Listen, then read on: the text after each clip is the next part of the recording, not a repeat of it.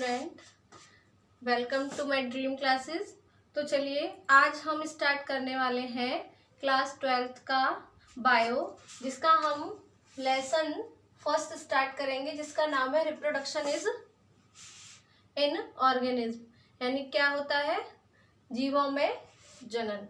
ठीक है, इसमें आपकी टोटल 5 यूनिट है। ठीक है, तो ये है आपकी यूनिट फर्स्ट का फर्स्ट लेसन। आपकी यूनिट का नाम क्या है? रिप्रोडक्शन, जिसके अंदर आप 4 चैप्टर पढ़ोगे। रिप्रोडक्शन इन ऑर्गेनिज्म, जीवों में जनन। Sexual reproduction in flowering plant, Pushpi पौधों में लैंगिक जनन। ह्यूमन रिप्रोडक्शन, मानव जनन। और रिप्रोडक्टिव हेल्थ, यानी मानव स्वास्थ्य। ठीक है, तो ये चारों ही चैप्टर जो है एक दूसरे से रिलेटेड है। जैसे कि एक यूनिट का नाम जनन है, तो सभी चैप्टर्स में रिप्रोडक्शन के बारे में ही बात की गई है। तो यहाँ पे इस वाले चैप्टर में हम रिप्रोडक्शन के बारे में जानेंगे कि रिप्रोडक्शन होता क्या है। तो उससे पहले सबसे पहले हम जानेंगे कि जो रिप्रोडक्शन होता है वो जीव में ही होता है ना? ऐसा तो नहीं है निर्जीव चीजों में होता है, सजीव में ही होता है। तो जीव होते क्या है? यानी वे प्राकृतिक संरचनाएं जो स्वयं की इच्छा एवं शक्ति के समस्त जैविक क्रियाओं को सुचारू रूप से चलाए रखते हुए एक निश्चित समय अवधि के बाद इसी प्रकृति में विलीन हो जाती हैं, उसे ही जीव कहते हैं। यानी कि वे प्राकृतिक संरचनाएं जिनकी स्वयं इच्छा शक्ति होती है। मेरी इच्छा शक्ति है कि मैं आपको पढ़ाऊं, आपकी स्वयं इच्छा है कि आप मुझसे पढ़ो। ठीक है, तो ये क्या है? ये एक सजीव में ही होगा, निर्जीव में तो नहीं होगा। इस पेन की तो इच्छा नहीं है ये यहाँ पे चले, लेकिन मेरी इच्छा है मैं इसको इस पे चला रही हूँ। ठीक है, यानी मेरी इच्छा है मैं आपको बोर्ड पे पढ़ा रही हूँ, है ना? आपकी इच्छा है कि आप कॉपी पेन लेकर पढ़ रहे हो, बिना कॉपी पेन के पढ़ रहे हो, या फिर सिर्फ सुन रहे हो। तो ये आपकी इच्छा है, मेरी नहीं है। तो ये सारी जो इच्छाएं होती हैं वो जीवित जीव के अंदर ही होती हैं। तो आप इसकी डेफिनेशन क्या लिखेंगे? वे प्राकृतिक संरचनाएं जो स्वयं की इच्छा एवं शक्ति के समस्त जैविक क्रियाओं को सुचारू रूप से चलाए रखते हुए एक निश्चित समय अवधि के बाद इसी प्रकृति में ही विलीन हो जाती हैं, उन्हें जीव कहते हैं। यानी जिसका जन्म हुआ है उसकी मृत्यु निश्चित है, कोई अमर नहीं है। मेरा जन्म हुआ है तो मुझे एक ना एक दिन मरना है, ये यूनिवर्सल ट्रुथ है। ठीक है, तो जीव हो गया। अब इसकी समय अवधि जो होती है, जिसको हम कहते हैं लाइफ स्पेन। समय अवधि किसको बोलते हैं? जैसे मान लीजिए मेरा जो जन्म था वो किसमें हुआ? 2000 में। ठीक है, और मेरी मृत्यु हो जाएगी 2050 में। तो 2000 से लेके 2050 तक का जो टाइम पीरियड है वो कितना है? 50 ईयर। तो जो मेरा लाइफ स्पेन हो गया वो कितना हो गया? 50 साल। कितना हो गया? 50 साल। लेकिन इन 50 सालों में मैंने क्या किया? भाई मैंने आपको पढ़ाया, इससे क्या हुआ? ऐसा तो नहीं है, जरूरी तो नहीं है मेरे आगे होने वाली संतान भी आपको ही पढ़ाए। वो जरूरी नहीं है वो टीचर बने, वो कुछ और भी बन सकती है, या फिर वो कुछ भी नहीं बने, या वो डॉक्टर बने, इंजीनियर बने, या फिर वो हाउसवाइफ बने, या कुछ भी बने। ठीक है, ये उसकी इच्छा शक्ति पर डिपेंड करता है, क्योंकि वो एक जीव है। ठीक है, लेकिन इसमें एक काम जो किया वो था जनन। ठीक है, जनन हुआ जिसमें हमने अपने ही जैसे एक संतति को जन्म दिया, जो हमारी पीढ़ी को जरूर आगे बढ़ाएगी। क्या करेगी? पीढ़ी को आगे बढ़ाने का काम करती है। यदि हमारे बच्चे क्या करते हैं, बहुत ऊंचे पद पे पहुंच जाते हैं, जैसे मान लीजिए मेरा बेटा या बेटी IAS बन जाते हैं, तो मेरे गांव में या मेरे शहर में ना उसको मेरे नाम से जानेंगे, क्योंकि वो मेरे बच्चे हैं। ऐसे ही तो होता है। यदि आप में से कोई बच्चा डॉक्टर बन जाए, MBBS डॉक्टर बन जाए, तो आपके घर में, आपके गांव में, आपकी सिटी में ये कहेंगे कि उसका बेटा डॉक्टर है ना? हमें अपने मम्मी पापा के नाम से जाना जाता है। तो वो किसके द्वारा? क्योंकि उन्होंने हमको जन्म दिया है, और जो जन्म दिया वो किसके कारण दिया? वो जनन के कारण दिया। तो वही जनन हम क्या पढ़ेंगे? इसमें पढ़ेंगे। ठीक है, लाइफ स्पेन आपको समझ में आया? यानी जो भी जीव जीवित होते हैं उनकी एक निश्चित मृत्यु दर होती है, उसी को हम क्या कहते हैं? जीवन अवधि कहते हैं। लेकिन वो प्राकृतिक होती है ना? एक्सीडेंटल को नहीं मानते, प्राकृतिक होती है। वैसे सभी की अलग अलग होती है। अब जनन क्या होता है? जनन मैंने आपको बेसिक पढ़ाया था, तो उसमें बताया था जनन में होता क्या है कि रिप्रोडक्शन एक ऐसी बायोलॉजिकल प्रोसेस होती है जिसमें अपनी ही जैसी इंडिविजुअल को जन्म दिया जाता है। यानी अपनी ही जैसी एक इंडिविजुअल प्रोड्यूस की जाती है, जिसको हम कहते हैं जनन। यानी कि मैं क्या हूँ, गर्ल, तो मैंने अपने ही जैसे एक संतान को जन्म दिया, ठीक है। अब वो बॉय भी हो सकता है, गर्ल भी हो सकता है, ये उसकी वेरिएशन हो गई, लेकिन वो जीवित तो है, ऐसा तो नहीं है कोई निर्जीव चीज को दिया, तो वही कहलाता है जनन। यानी क्या डेफिनेशन हुई, अपने ही जैसी संतति को जन्म देने की प्रक्रिया को जनन कहते हैं, ठीक है। तो जनन के कुछ फंक्शंस भी होते हैं, जैसे कि कंटिन्यूटी ऑफ स्पीसीज, यानी ऐसी स्पीसीज जो विलुप्त होने के का भय नहीं होता, वो कंटिन्यूटी रहती है, ठीक है। जैसे हम लोगों को अपनी जाति का विलुप्त होने का भय नहीं है ना। मैं मर गई तो मेरे पीछे मेरे बच्चे हैं, वो उनके बाद उनके बच्चे हैं, फिर उनके बाद उनके बच्चे हैं। तो ऐसा नहीं है मैं मर जाऊंगी तो मनुष्यों की जाति विलुप्त हो जाएगी। यानी कि हमें क्या है, अपनी जाति के विलुप्त होने का कोई डर नहीं है। रिप्लेसमेंट आता है दूसरा। रिप्लेसमेंट में क्या होता है, डिफेक्टिव डेड ओल्ड ऑर्गेनिज्म क्या करते हैं, उनकी जगह न्यू ऑर्गेनिज्म आ जाते हैं। यानी कोई ऑर्गेनिज्म उसका यदि डिफेक्ट हो गया है तो नया आ जाता है। जैसे छिपकली की जब पूंछ काट देते हैं तो उसकी पूंछ नई आ जाती है, तो ये क्या है, एक अंग है उसके पार्ट का, उसके बॉडी का, तो वो क्या हुआ, डैमेज हो गया, लेकिन उसकी जगह नया आ गया, उसको कहते हैं रिप्लेसमेंट। पॉपुलेशन ऑर्गेनिज्म, तो जनसंख्या को बढ़ाना। लाइफ प्रोडक्शन, जीवन और जीव दोनों के बीच में ही क्या होता है, जो मैंने आपको बताया, एक्सिस्टमेंट होता है एक जो आवश्यक होता है। यानी यदि किसी को जीवन दिया है तो उसको जीवन अवधि देना जरूरी है। जैसे कि मान लो तुलसी का पौधा होता है तो उसकी उम्र 3 से 4 महीने होती है, 5 महीने होती है, तो वो इसलिए उसको जीवन दिया गया है, ठीक है। वेरिएशंस, विभिन्नताएं होती है कि जीवों में सब में अलग अलग विभिन्नताएं होती हैं। एनिमल है तो एनिमल के बच्चे उसकी स्पीसीज के होते हैं, ह्यूमन के ह्यूमन स्पीसीज के होते हैं, इंसेक्ट के इंसेक्ट जैसे होते हैं। आइए आपको समझ में। तो मैंने इसके कुछ फंक्शंस बताए। पहला बताया था कंटिन्यूटी ऑफ स्पीसीज, दूसरा था रिप्लेसमेंट, तीसरा है पॉपुलेशन ऑर्गेनिज्म, चौथा है लाइफ और पांचवा है वेरिएशन, ठीक है। अब चलते हैं हम नेक्स्ट टॉपिक पे। रिप्रोडक्शन में हम पढ़ते हैं types of reproduction. Types of reproduction यानी रिप्रोडक्शन के प्रकार। तो इसके मेनली तो 2 टाइप्स होते हैं, ए और बी। ए को मैं कहूंगी एसेक्सुअल रिप्रोडक्शन,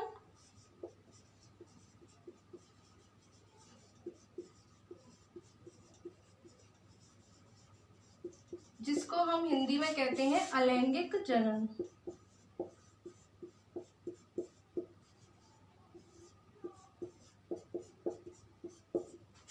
दूसरा होता है सेक्सुअल रिप्रोडक्शन, जिसको मैं बोलूंगी हिंदी में लैंगिक जनन, ठीक है। अब अलैंगिक जनन और लैंगिक जनन क्या होता है। अलैंगिक मीन्स यानी जिनमें सेक्स ऑर्गन ही प्रेजेंट ना हो, वो अलैंगिक जनन होता है। यानी इस जनन में क्या होता है, सिंगल स्पीसीज की आवश्यकता होती है। इसमें 2 विपरीत नर व मादा की जरूरत नहीं होगी, सिर्फ सिंगल इंडिविजुअल स्पीसीज ही अपनी ऑफ स्प्रिंग को उत्पन्न करते हैं, और वो जो ऑफ स्प्रिंग हुई वो अपने पेरेंट की हुबहू कॉपी होती है, ठीक है। तो उस विधि को कहते हैं क्लोनिंग।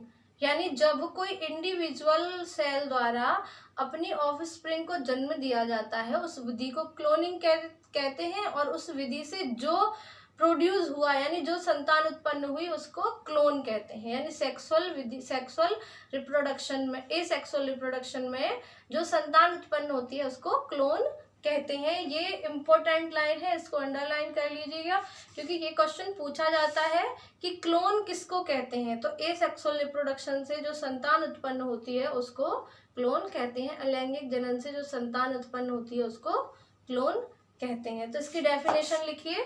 जनन की इस विधि में एक जनक की आवश्यकता होती है, इसमें जो संतति उत्पन्न होती है उसको क्लोन कहते हैं, और इस पूरी विधि को क्लोनिंग कहा जाता है। यानी कि इसको मैं आगे डायग्राम से समझाऊंगी, लेकिन अभी सिर्फ मैं थोड़ा सा इसका इंट्रो दे रही हूँ, ठीक है। तो सेक्सुअल रिप्रोडक्शन क्या होता है, अब यहाँ पे मैंने बताया सिंगल इंडिविजुअल पेरेंट सेल चाहिए। यहाँ पे क्या चाहिए, यहाँ पे इंडिविजुअल नहीं चाहिए, यहाँ पे मेल और फीमेल, यानी यहाँ पे एक मेल गैमीट होगा और एक फीमेल गैमीट होगा। ठीक है, वहां पे एसेक्सुअल में ना कोई गैमीट बनता है ना कुछ, ना फ्यूजन होता है, वहां पे सीधा सीधा न्यूक्लियस डिवाइड हो जाता है। यहाँ पे गैमीट बनता है। ठीक है, अब मैं आपको बताऊंगी नहीं गैमीट युग्मनज कैसे बनता है, क्योंकि मैंने बेसिक जो पढ़ाया है इससे अपने पिछले पार्ट में, वो ध्यान से देखिए। जिन्होंने नहीं देखा है वो समझ जाएंगे कि युग्मनज का निर्माण कैसे होता है। यानी युग्मनज बनते हैं अर्धसूत्री विभाजन द्वारा। अब युग्मनज बन गए, इन दोनों का क्या हुआ, युग्मनज का फ्यूजन हुआ और बना जायगोट। तो यहाँ पे युग्मन भी गैमीट्स भी बन रहे हैं, जायगोट भी बनना है, मेल और फीमेल भी है।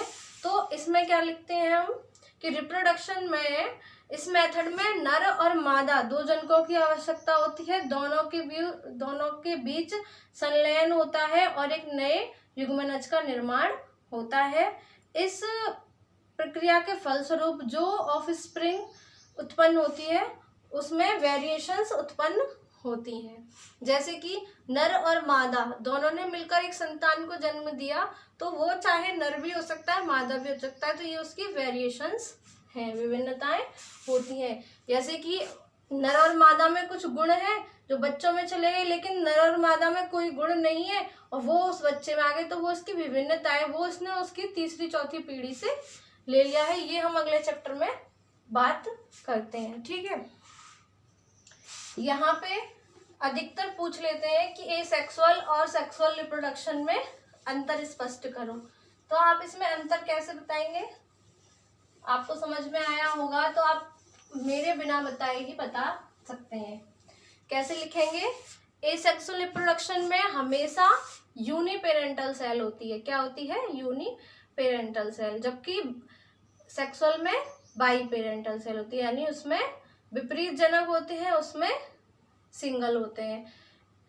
एसेक्सुअल में सोमैटोगैमीट होते हैं, सोमैटोगैमिक होती है और ये गैमिनल होती है, क्योंकि वहां पे तो गैमीट्स बनते ही नहीं है एसेक्सुअल में, लेकिन वहां पे बनते हैं। सेक्स ऑर्गन की आवश्यकता नहीं होती है एसेक्सुअल में, और उसमें सेक्सुअल में सेक्स ऑर्गन की आवश्यकता होती है।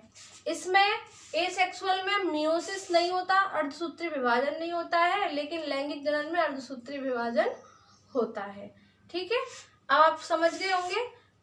हाँ, एक बात और, जो एसेक्सुअल रिप्रोडक्शन में जो जनन की प्रक्रिया होती है वो काफी फास्ट स्पीड होती है, लेकिन जो लैंगिक जनन होता है वो स्लो स्पीड में होता है। ठीक है, तो अब हम बात करते हैं एसेक्सुअल रिप्रोडक्शन की।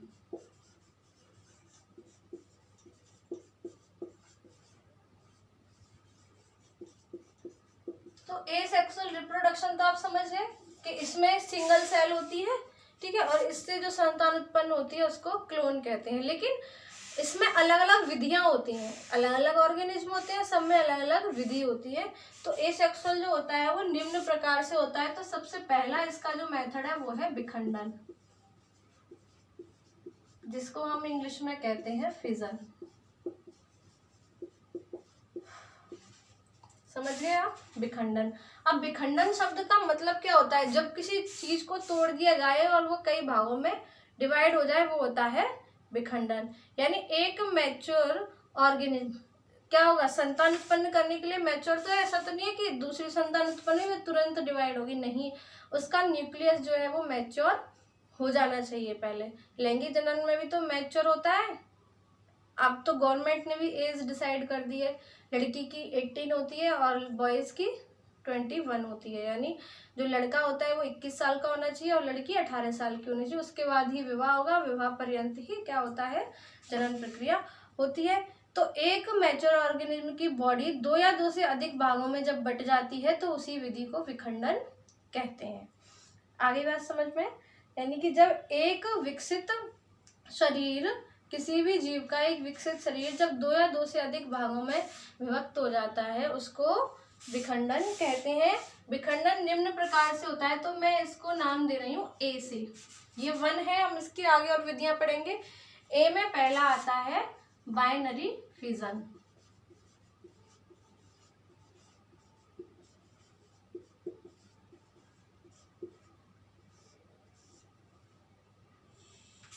बाइनरी फिजन, इसको कहते हैं द्विखंडन। बाइनरी मीन्स होता है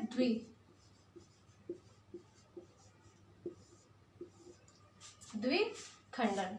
ठीक है, तो द्विखंडन क्या होता है? द्वि मीन्स दो होना, तो ऐसी ऑर्गेनिज्म जो दो भागों में डिवाइड हो जाती है, यानी ऐसा जीव जो जिसकी बॉडी समान दो भागों में डिवाइड हो जाती है, उसको बाइनरी फिजन कहते हैं। तो ये किस में होता है? अमीबा में, यूग्लिना में, पैरामीशियम में। तो इसका एक डायग्राम देखेंगे। जैसे अमीबा में होता है, तो मैंने यहाँ पे एक अमीबा की सेल बनाई। ये क्या है? इसका न्यूक्लियस है। ठीक है, अब ये क्या हुआ? ये जो न्यूक्लियस, किसका डायग्राम बनाया मैंने?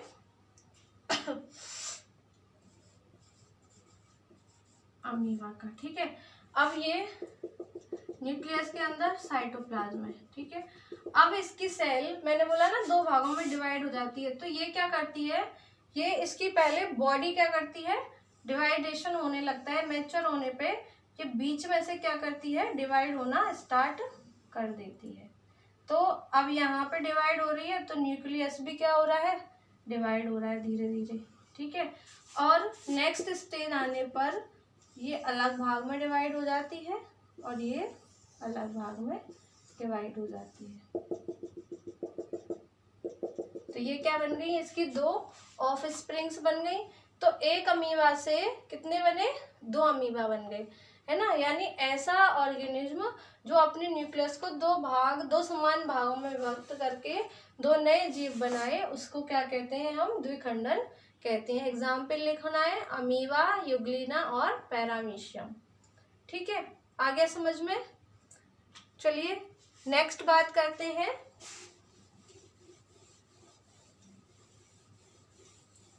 इसी को कहते हैं क्लोन, क्योंकि अब यहाँ पे जो अमीबा ने अपने जो जीव बनाए वो सेम अपने ही जैसे बनाए। ठीक है, इसका दूसरा मेथड आता है बी, जिसको कहते हैं हम मल्टीपल फिजन।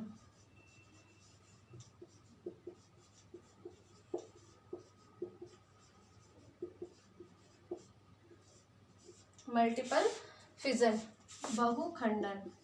अब आप खुद ही समझ गए होंगे मेरे बिना बताए, वहां पे द्विखंडन था, और बहु मीन्स क्या होता है? जहां पे एक दो से अधिक टुकड़े हों।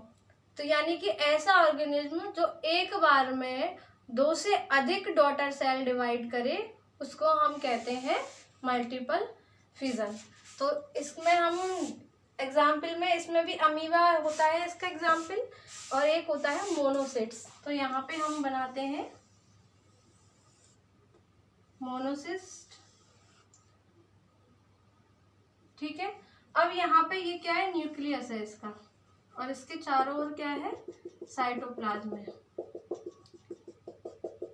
ये क्या बनाया मैंने?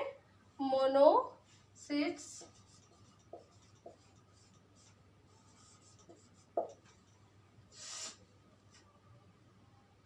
सॉरी,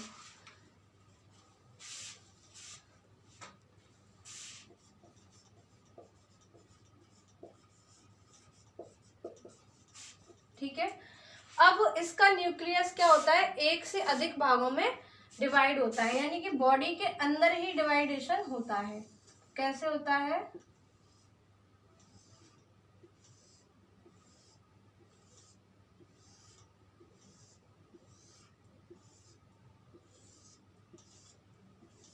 ठीक है, और सब में साइटोप्लाज्म होता है। न्यूक्लियस के चारों ओर सबको साइटोप्लाज्म चारों ओर भरा रहता है।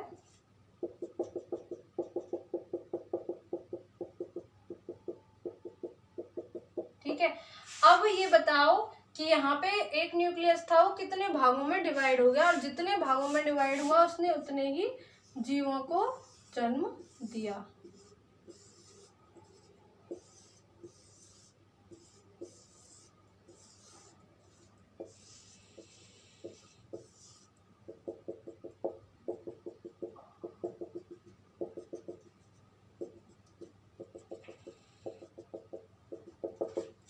ठीक है, आ गया समझ में? यानी बहुखंडन में क्या होता है? जब एक जीव अनेक भागों में विभाजित हो जाता है, अपने शरीर को एक से अनेक भागों में विभाजित कर देता है।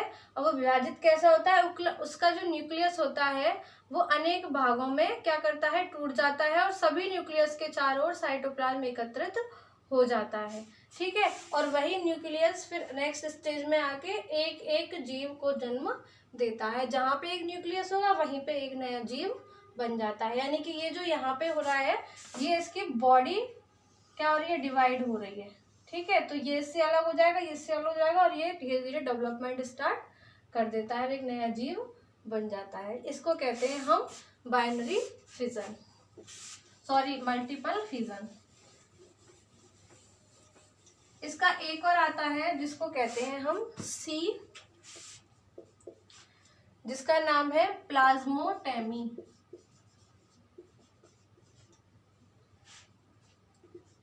प्लाज्मोटोमी, इसकी हिंदी आप देख लीजिएगा, मैं थोड़ा कंफ्यूज हूँ इसको हिंदी में क्या कहते हैं। तो यह पॉलीन्यूक्लियर, पॉली मीन्स अनेक होते हैं, पॉलीन्यूक्लियर ऑर्गेनिज्म में पाई जाती है। इसमें ऑर्गेनिज्म का कोई एक न्यूक्लियस एक नई सेल में जाकर क्या करता है, नया जीव बनाता है। तो इसका एग्जाम्पल सबसे अच्छा अभी प्रेजेंटली चल रहा है, कोरोना वायरस चल रहा है ना। कोरोना वायरस की वजह से आप लोग स्कूल नहीं जा पा रहे, तो सबसे अच्छा आपके पास ऑप्शन है कि आप ऑनलाइन स्टडी कीजिए, और वो भी आपके पास इतना अच्छा लर्निंग ऐप है ड्रीम क्लासेस। तो उसके लिंक आपको मैं डिस्क्रिप्शन में दे दिए जाएंगे, वहाँ से आप लिंक पे जाइए और वो डाउनलोड कीजिए लर्निंग ऐप। वहाँ पे आपको मेरी सारी वीडियोज़ मिलेंगी, वहाँ पे मेरा कोर्स है, वहाँ से आप मेरा कोर्स परचेज कीजिए और वहाँ पे सारी वीडियो आपको देखने को मिलेंगी। ठीक है, वहाँ पे सीक्वेंस वाइज, टॉपिक वाइज आपको सारे चैप्टर्स हिंदी में प्रॉपर एक एक बात समझाई जाएगी, सब वहाँ पे मिलेंगे। तो ये सबसे अच्छा आपका ऑनलाइन स्टडी करने का सबसे अच्छा लर्निंग ऐप है। तो अब क्या करना, हम कोरोना वायरस पे बात कर रहे थे। तो कोरोना वायरस क्या करता है, जैसे मान लीजिए यहाँ पे किसी ने टच किया जिसको कोरोना है, और हमने भी ऐसे टच कर लिया तो कोरोना हो गया, है ना। तो क्या होता है, नहीं उसके जो जीव होते हैं इतने इफेक्टिव होते हैं कि उसने यहाँ पे टच किया तो वो यहाँ पे छूट गए, अब वो हमारी बॉडी में चले गए। तो वो क्या करते हैं, हमारी बॉडी में डीएनए है, ठीक है, डीएनए से क्या बनना है, अमीनो एसिड्स बनना है, राइबोसोम बनना है, फिर एमआरएनए क्या कर रहा है, मैसेंजर पहुंचा रहा है, टीआरएनए आरएनए सब अपना अपना वर्क कर रहा है। ये सब आप पढ़ोगे आगे 6 चैप्टर में कैसे वर्क करते हैं, सब अपना वर्क करते हैं। तो वो क्या करता है, अमीनो एसिड्स में अपना डीएनए जाके कन्वर्ट कर देता है और वो उसमें हमारे शरीर में जो है उसी तरीके के जीव बनने लगते हैं। यानी एक न्यूक्लियस चला गया और उसने उस एक न्यूक्लियस ने और बहुत सारे अनेकों न्यूक्लियस बना लिए। तो यानी उसने क्या किया, कोई दूसरी इंडिविजुअल ऑर्गेनिज्म के अंदर जाकर, एक न्यूक्लियस ने किसी दूसरे इंडिविजुअल ऑर्गेनिज्म के अंदर जाकर अपने ही जैसे और न्यूक्लियस को उत्पन्न कर दिया, उसको कहते हैं प्लाज्मोटोमी। ये किस में होता है, ये इसका सबसे अच्छा एग्जाम्पल है पॉलीमिक्सा और ओपेलिना, पॉलीमिक्सा और ओपेलिना।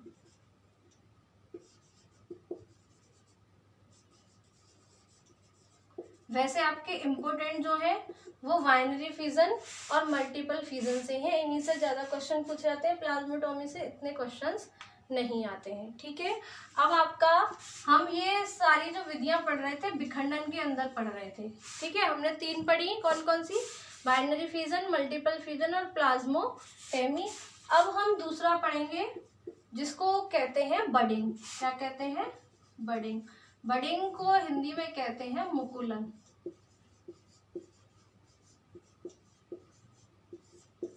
ये वाली विधि हम पढ़ेंगे पार्ट 2 में।